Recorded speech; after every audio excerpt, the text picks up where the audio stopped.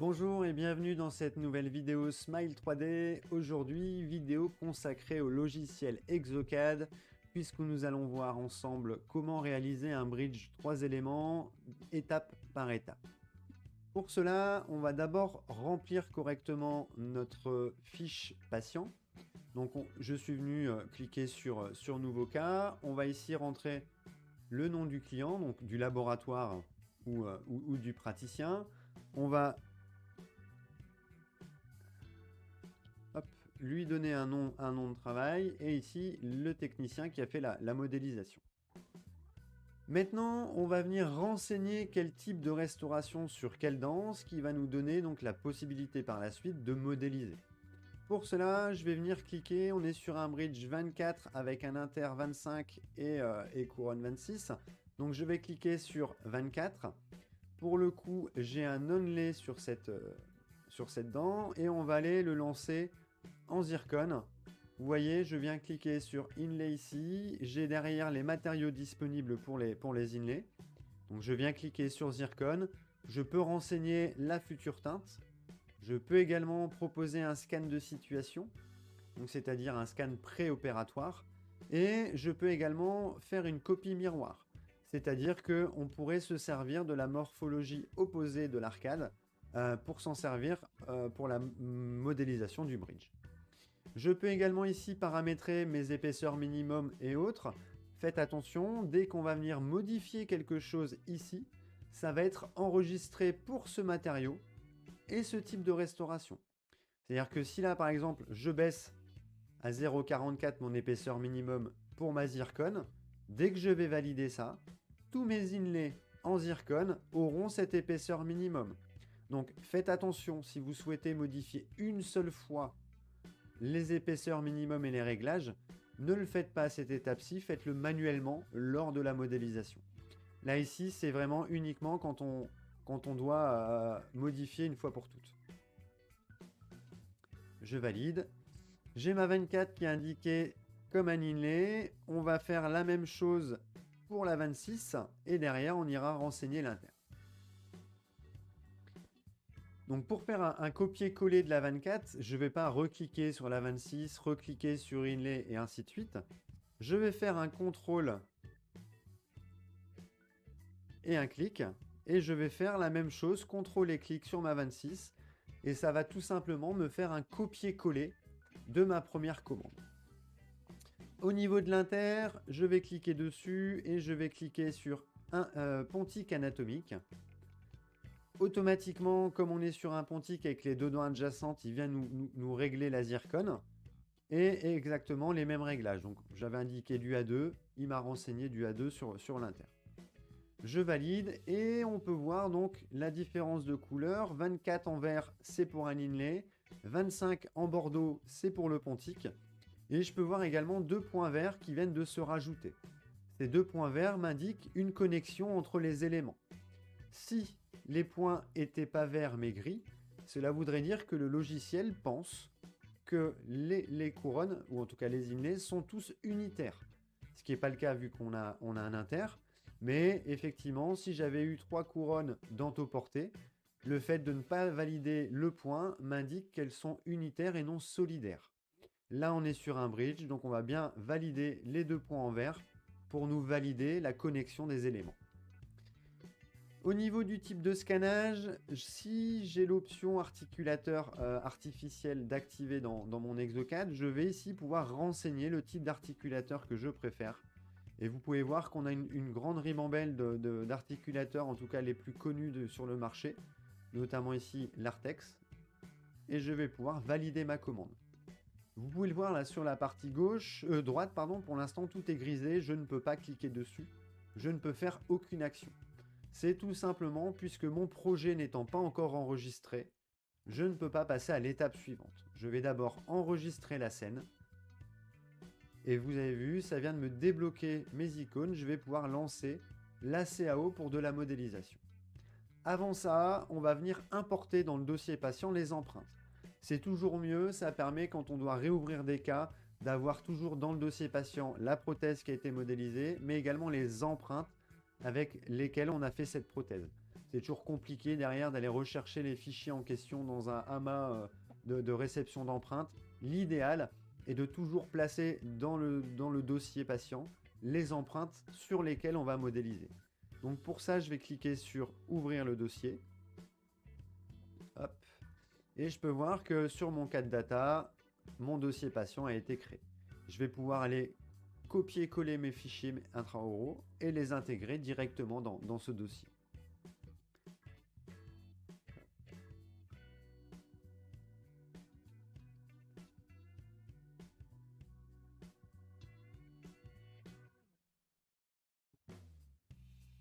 Mes empreintes ont été chargées. Donc là, pour le coup, j'avais un scan de la mandibule, un maxillaire, donc post-opératoire. Ici. Et j'ai également le préopératoire, donc avant taille. Mais je vous montrerai dans une autre vidéo comment utiliser ces scans préopératoires pour la modélisation. Je peux le fermer et là ici je retrouve bien sûr mes fichiers dans le visualiseur 3D d'Exocad. Je vais pouvoir aller cliquer sur CAO pour lancer la modélisation. Exocad vient de s'ouvrir. Comme d'habitude, il me demande de charger les empreintes. Donc comme il y a plusieurs fichiers, je vais devoir les charger manuellement. Donc il me demande le maxillaire, on va scanner on va intégrer le maxillaire, pardon. Là il me demande la mandibule, hop. On charge la mandibule et on a donc nos deux fichiers qui sont maintenant chargés. Je vais lui donner un axe d'insertion. Alors généralement le logiciel ne se trompe pas, mais si un jour vous avez ça qui arrive à l'image, c'est qu'on a une erreur de positionnement au niveau de vos fichiers et dans ce cas-là, on va les replacer dans le bon sens avant de passer à l'étape suivante. Concrètement, là on lui indique qu'on va travailler sur cette face-ci et pas sur la face rouge. Donc on a un code couleur qui est assez parlant, mais si on avait eu l'empreinte qui était inversée, on l'aurait d'abord replacée dans le bon sens avant de passer à l'étape suivante. L'étape suivante, ça va être l'articulateur, puisque souvenez-vous, dans le bon de commande, je suis venu renseigner le fait qu'on va aller travailler avec un articulateur virtuel. Donc je vais pouvoir démarrer l'articulateur, ou bien si je suis équipé de systèmes comme Mojo ou que j'ai pris l'enregistrement l'enregistrement de l'occlusion de façon dynamique avec mon scanner intraoral, puisque maintenant certains scanners le permettent, on aurait pu à cette étape-ci, au lieu d'intégrer l'articulateur, d'intégrer les mouvements de mastication du patient. Nous, on n'a pas ça, on a un simple articulateur, je vais cliquer sur articulateur, et là maintenant, on va pouvoir le positionner afin qu'il soit au plan, au niveau de notre articulateur. Il m'a placé le Artex, mais souvenez-vous, tout à l'heure je voulais utiliser le FAG, je peux très bien ici modifier mes articulateurs.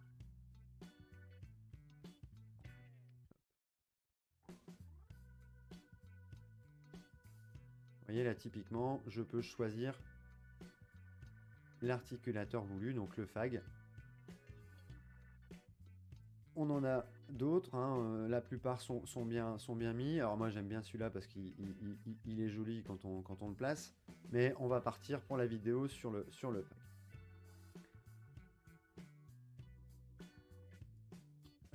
Je viens le repositionner, donc je suis venu cliquer sur réarticuler le modèle, puisqu'on peut voir qu'il n'est pas du tout bien placé. Et là, je vais pouvoir le bouger dans l'atmosphère, alors soit manuellement, donc juste en plaçant ma souris, en maintenant le clic gauche de ma souris, je le bouge comme ici dans l'atmosphère. Maintenant, si je veux le bouger avec un mode de rotation, il va falloir que j'appuie en même temps que le clic de la souris sur le bouton contrôle. Et vous voyez, ça m'affiche des flèches. Et là, du coup, ça me permet de le pivoter.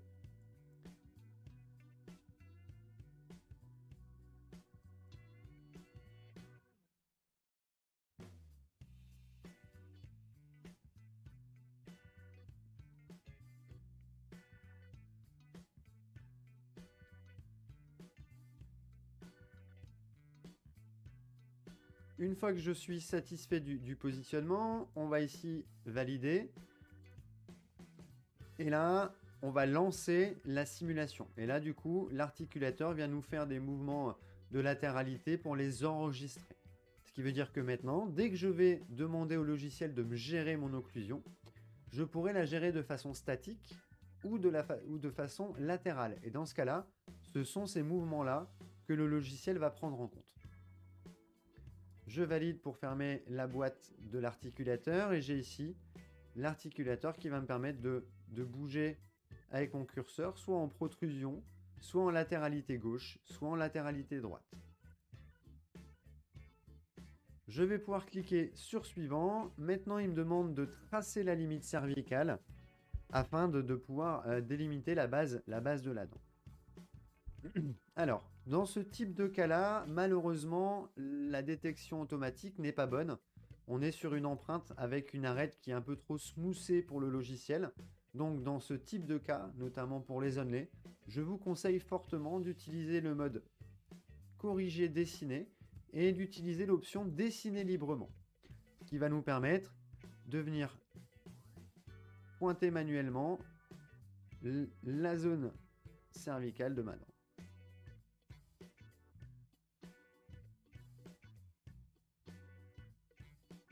Donc là, vous voyez, pour bouger le fichier, j'hésite pas à le retourner dans tous les sens. Alors, je ne le fais pas avec la souris, pour le coup, là j'utilise une souris 3D. Je vous ferai dans pas très longtemps une vidéo sur tous les accessoires utiles ou pas, parce qu'il y en a qui sont pas très utiles à la modélisation.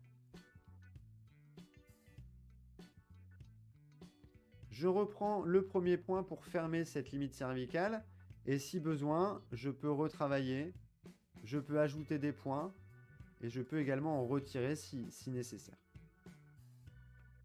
Et typiquement là, je pars un peu trop. Hop. On va aller refermer ça.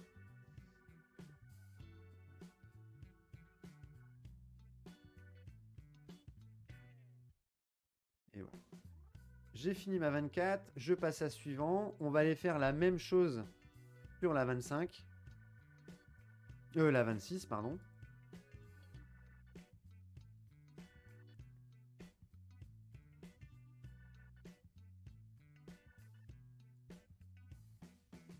Vous avez vu, j'hésite pas à toujours tourner mon modèle afin d'avoir un axe de vue beaucoup plus sympathique.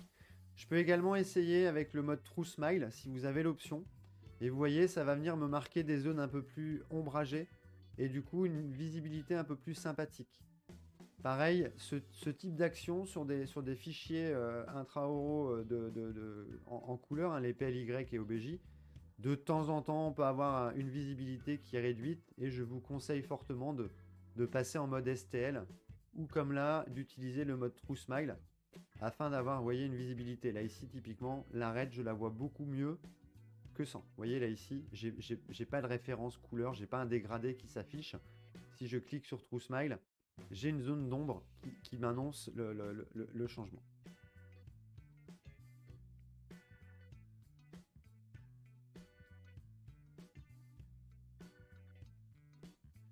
On va pouvoir donc valider et là, on va donc travailler maintenant sur l'axe d'insertion. Alors, l'axe d'insertion en numérique, vous allez voir que c'est un peu délicat à comprendre. Vous, votre prothésiste, ou si vous êtes prothésiste, ça va vous parler de suite. Mais avec Exocad, on va parler d'axe d'insertion égale l'axe de vue. C'est-à-dire que là, concrètement, l'axe que je vais donner à mon logiciel va être l'axe de vue. Si je le valide comme ça, toute la zone ici est considérée comme contre-dépouille et le logiciel va adapter l'intrado de votre prothèse par rapport à l'axe choisi. Donc nous, on va repartir sur un axe un peu simple, puisqu'on n'a pas réellement de contre-dépouille. Et là, je peux voir effectivement tout ce qui a été retravaillé au niveau de mon intrado. Donc prenez en compte la préparation, les points de contact également. Et une fois qu'on est satisfait, on passe à suivant.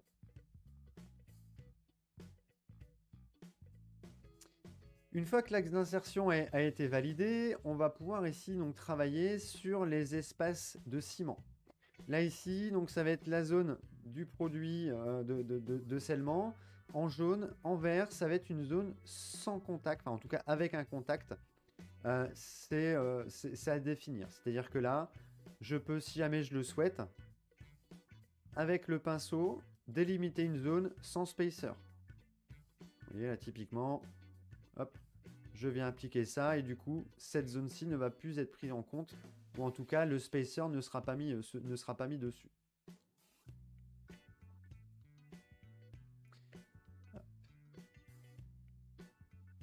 Au niveau des bords, je vais pouvoir également gérer l'émergence de ma dent en fonction de mon choix. Donc par défaut, moi je suis parti sur tout mettre à zéro parce que j'aime bien que ma prothèse vienne mourir au niveau de ma préparation. Mais faites attention notamment pour des couronnes, les réglages ne sont pas zéro par défaut, donc il faudra penser à les régler en fonction de vos besoins. On a un petit schéma ici qui nous indique quel numéro représente quel espace, donc l'horizontale, ça va être le début ici, on va avoir le calcul de l'angle et du replié et du vertical. Donc ça, c'est vraiment à vous de vous faire vos propres réglages en fonction de vos habitudes et surtout du type de restauration et du type de matériaux que vous allez modéliser. On continue en cliquant sur suivant et là maintenant, on va donc faire un pré-placement de nos dents. Hop. Donc il est venu nous les pré-placer. Maintenant, vous pouvez voir que ici, c'est pas suffisant. Là, ici, c'est un peu trop gros. Et je vais pouvoir modifier chaque emplacement de dents et chaque taille. On n'est pas encore sur de la modélisation pure. Là, c'est un pré-placement. Par défaut, il va nous proposer la bibliothèque de dents générique par Exocad. Mais si je veux, à cette étape-ci, je peux venir sélectionner les bibliothèques de dents que j'ai intégrées dans mon Exocad. Donc si vous souhaitez voir comment intégrer une bibliothèque de dents dans votre Exocad, je vous invite à aller visionner la vidéo qui est disponible directement sur notre chaîne YouTube. Alors moi j'ai une petite préférence pour Ashortia. Et là on va pouvoir donc repositionner, soit unitairement, soit en mode chaîne. Et là pour le coup, je bouge l'ensemble des dents. Donc moi on va partir sur un mode simple.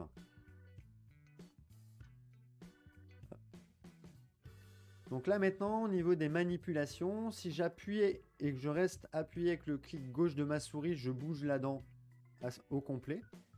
Maintenant, si je veux jouer sur la taille, il va falloir que j'appuie sur majuscule. Et là, vous voyez, je joue sur la taille. Donc la taille au général. Maintenant, si je veux, je peux régler uniquement la taille axe buccal lingual. Vous voyez là ici. Je joue uniquement là-dessus.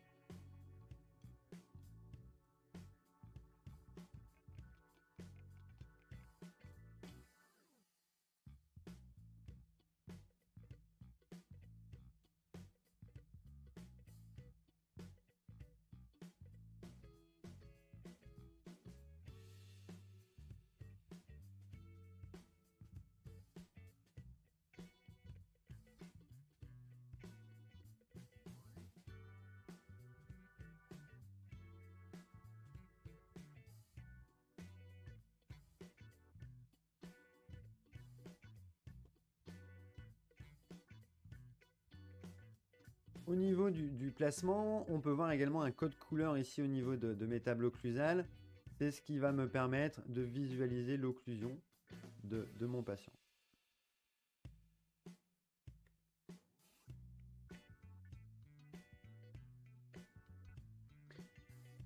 Si je suis satisfait, je clique sur suivant. Là, le logiciel va venir m'adapter ma modélisation aux préparations. Et là, je vais pouvoir travailler librement sur le design. Donc, vous avez vu, par défaut, on est sur le mode anatomique qui va me permettre tout simplement de venir bouger une partie ou un ensemble de la dent. Je peux jouer sur des zones de dents, sur des cuspides, et ainsi de suite. Au niveau du mode libre, j'ai une option qui me permet d'ajouter et de retirer de la matière, typiquement. Je reste appuyé sur le bouton gauche de ma souris je rajoute de la matière. Et si j'appuie sur le bouton majuscule, pour le coup, j'en retire. Là, vous voyez, le curseur qui était vert quand on ajoute passe au rouge, et rouge, on retire.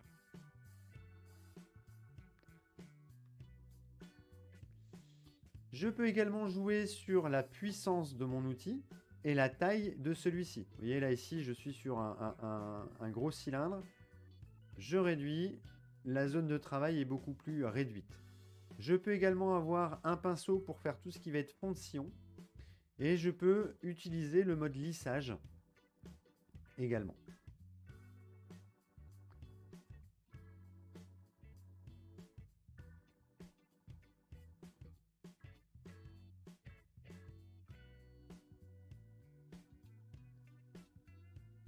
Si on est satisfait de la modélisation, on va d'abord aussi, dans le mode libre, adapter, puisque je vais pouvoir gérer mes points de contact et mon occlusion. Et je vais pouvoir donc gérer au niveau de mon inter, mon appui muqueux. Je vais pouvoir également travailler sur de l'occlusion en statique ou en dynamique. Vous voyez là, je viens de couper les points de contact. Et je termine toujours par les proximales. Je suis satisfait, je passe à l'étape suivante. Maintenant, on va travailler la connectique, donc les connecteurs de mon bridge. Je vais pouvoir travailler directement avec des formes prédéfinies.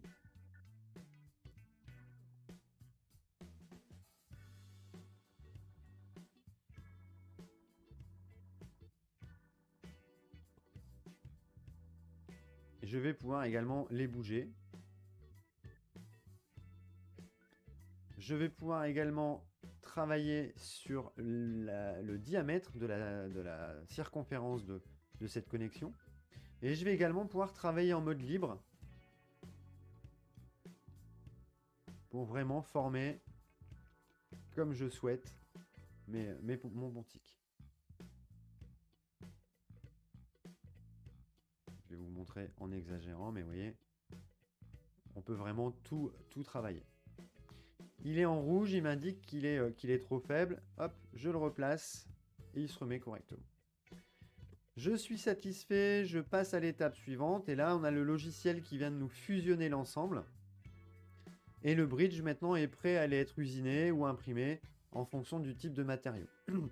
Maintenant, si je veux, je peux quand même, avec modélisation de construction, retravailler sur l'ensemble de cette modélisation. Comme tout à l'heure, je vais pouvoir ajouter ou retirer de la matière et retravailler ça.